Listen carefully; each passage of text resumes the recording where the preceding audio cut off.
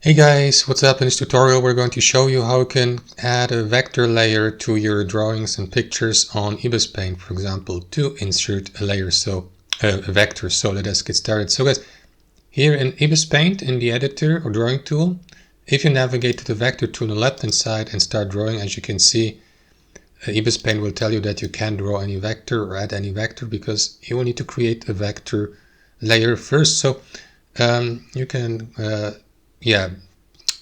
what you want to do is click into the layer tab here, and then guys, create a new layer by clicking into this button here, add special layer, not this one, that is going to add a default standard layer. From here choose add vector layer, right? And then you may use it, for example, from here to add vectors to it, for example, right? Or use the lasso tool, a vector eraser, and so on and so forth, guys. So that's how it works. Thanks for watching and have a wonderful day.